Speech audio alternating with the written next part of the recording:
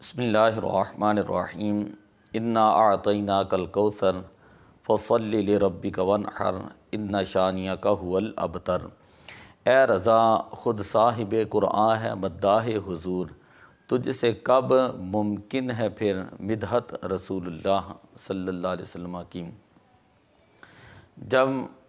کسی حضور علیہ الصلوۃ والسلام کے شہزادے کا وصال ہوا تو کافروں میں سے عاص بن وائل، عقبہ بن معیط، ابو لہب یہ باتیں کرنے لگے کہ اب تو حضور علیہ الصلوۃ والسلام جو دین لے کر آئے ہیں وہ جلد ہی ختم ہو جائے گا، کیونکہ حضور علیہ الصلوۃ والسلام کے بظاہر نسل جو ہے وہ نہیں باقی رہی۔ جب انہوں نے یہ اعتراض کیا تو اللہ تعالیٰ نے ان کے اعتراض کا جواب بھی دیا اور حضور علیہ الصلوۃ والسلام کو تسلی بھی عطا کر کے فرمایا انا اعطیناک الکوثر، اے پیارے حبیب ہم نے آپ کو جو ہے وہ کوثر عطا فرمایا ہے۔ کوثر کثرت سے نکلا ہے، مبالغہ کا صیغہ ہے، اور اس سے مراد جو ہے وہ دنیا جہاں کی تمام خوبیاں اور تمام بھلائیاں ہیں، خواہ وہ کال کے اعتبار سے ہوں، خواہ وہ حال کے اعتبار سے ہوں، خواہ وہ دنیا کے اعتبار سے ہوں، خواہ وہ آخرت کے اعتبار سے ہوں۔ اللہ تعالیٰ نے کائنات کی ساری خوبیاں بھلائیاں حضور علیہ الصلوۃ والسلام کو عطا فرما کے آپ کو مالک و مختار بنا دیا ہے۔ اب جب چاہیں، جسے چاہے، جتنا چاہے جو ہے وہ عطا فرمائیں۔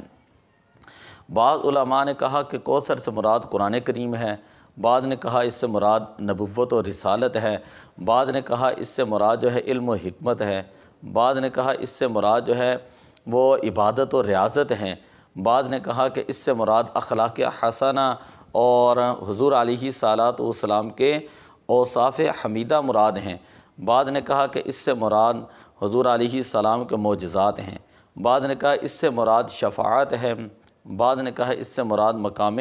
محمود ہے، بعض نے کہا اس سے مراد حوض کوثر کے اندر ایک نہر ہے وہ مراد ہیں، بعض نے کہا اس سے مراد حوض کوثر ہے، اور بعض نے کہا جنت کے اندر ایک نہر ہے وہ مراد ہے، بعض نے کہا کہ اس سے مراد دین کا غلبہ ہے، بعض نے کہا کہ اس سے مراد حضور علیہ الصلوۃ والسلام کا دشمنوں پر رعب ہے، اور بعض مفسرین نے کہا کہ اس سے مراد حضور علیہ الصلوۃ والسلام کا ذکر خیر ہے جو زمین و آسمان پر جاری ہے، اور مشرق و مغرب کائنات کی ہر جگہ حضور علیہ الصلوۃ والسلام کا جو ہے ذکر خیر ہو رہا ہے، اس سے مراد جو ہے وہ ہیں۔ تو اعلیٰ حضرت رحمۃ اللہ علیہ فرماتے ہیں کہ مٹ گئے مٹتے ہیں اور مٹ جائیں گے اعداء تیرے، نہ مٹا ہے نہ مٹے گا کبھی چرچا تیرا۔ بعض لوگ یہ اعتراض کرتے ہیں کہ ہم یہ کہتے ہیں کہ کوثر سے مراد خیر کثیر ہے، تو کہتے ہیں دیکھیں جی اللہ نے قرآن کے اندر ارشاد فرمایا قُل لا اقول لکم عندی خزائن اللہ ولا اعلم الغیب ولا اقول لکم انی ملک، کہ اے پیارے حبیب فرما دیجئے کہ میں نہیں کہتا کہ میرے پاس اللہ کے خزانے ہیں، اور میں نہ ہی یہ کہتا ہوں کہ میرے پاس علم غیب ہیں، اور نہ ہی میں یہ کہتا ہوں کہ میں کوئی فرشتہ ہوں۔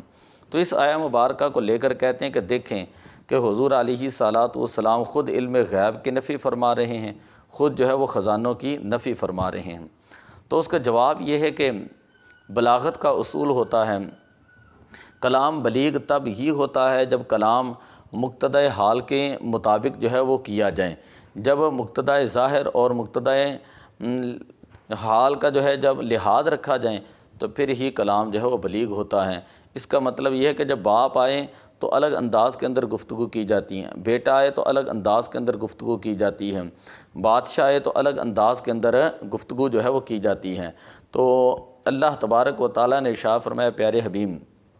جب آپ کی بارگاہ میں کفار آ جائیں، مشرکین آ جائیں، منافقین آ جائیں، تو چونکہ یہ سارے لوگ جو ہیں وہ دین کے دشمن ہیں، دین کے چور ہیں، دین کے ڈاکو ہیں، اور ڈاکوؤں کو خزانے نہیں بتائے جاتے ہیں، تو آپ ان سے یہ کہیں قُل لا اقول لکم عندی خزائن اللہ، میں تمہیں بتاتا ہی نہیں ہوں کہ میرے پاس اللہ کے خزانے ہیں اور میرے پاس علم غیب ہیں۔ یہاں ملکیت کی نہیں بلکہ قول کی نفی ہے، ملکیت کی نفی نہیں کی گئی۔ لیکن اے پیارے حبیب جب آپ کی بارگاہ میں ابو بکر صدیق آ جائیں، عمر فاروق آ جائیں، عثمان غنی آ جائیں، آپ سے محبت کرنے والے آ جائیں،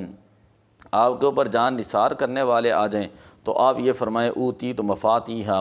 خزائن الارض والسماوات، کہ اللہ تبارک و تعالیٰ نے مجھے زمین و آسمان کے خزانے عطا کر کے مالک و مختار بنا دیا ہے، میں جب چاہے جسے چاہے جتنا چاہے جو ہے وہ عطا فرماؤں۔ اسی لیے حضور علیہ الصلاۃ والسلام فرماتے ابو بکر فی الجنہ، ابو بکر تم بھی جنتی ہوں،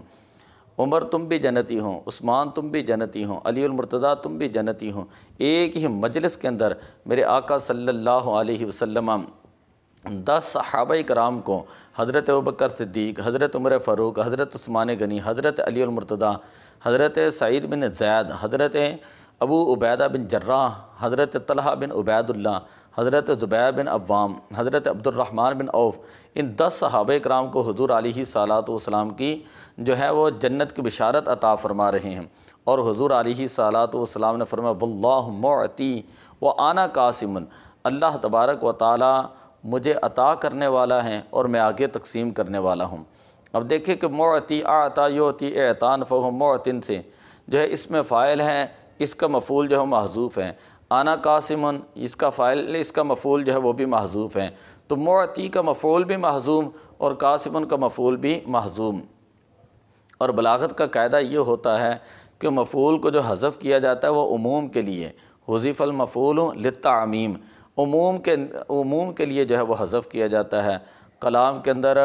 عموم پیدا کرنے کے لیے جو ہے وہ مبالغہ پیدا کرنے کے لیے مفعول کو جو ہے وہ حذف کیا جاتا ہے۔ اب اس کا مطلب یہ ہے کہ اللہ تبارک و تعالی مجھے جو عطا کرتا ہے میں اسی طرح جو ہے وہ تقسیم کرتا ہوں۔ اللہ کی نعمتیں وہ دنیاوی ہوں، دینی ہوں، وہ اخروی نعمتیں ہوں، تو اللہ تبارک و تعالی عطا کرنے والا اور میں تقسیم کرنے والا ہوں کہ اللہ تعالیٰ کی عطا بڑی کثیر ہے، تو حضور علیہ الصلاۃ والسلام کی تقسیم مبارک بھی بڑی کثیر ہے۔ ایک حدیث پاک آتی ہے، حضرت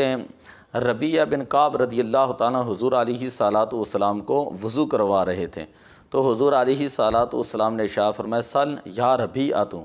کہ اے ربیعہ مانگو کیا مانگتے ہم؟ عرض کی یا رسول اللہ کہ مرافقتا کا فی الجنہ، کہ میں جنت کے اندر جو ہے وہ آپ کی رفاقت اور آپ کی جو ہے وہ آپ کا ساتھ مانگتا ہوں۔ تو حضور علیہ الصلاۃ والسلام نے فرمایا کہ او غیر ذالک،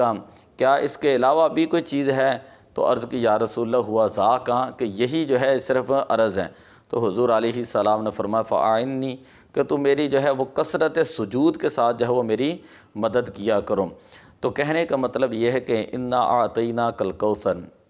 کہ ہم نے آپ کو خیر کثیر عطا فرمایا، فصلی لربک وانحر، اپنے رب کی نماز ادا کریں، قربانی کریں، ان شانیک هو الابتر، کہ بے شک آپ کا جو دشمن ہے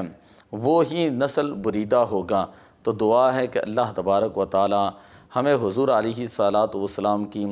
عطائے کثیر اور خیر کثیر کا حصہ عطا فرمائے۔ الصلاۃ والسلام علیک یا رسول اللہ وعلی آلک واصحابک یا حبیب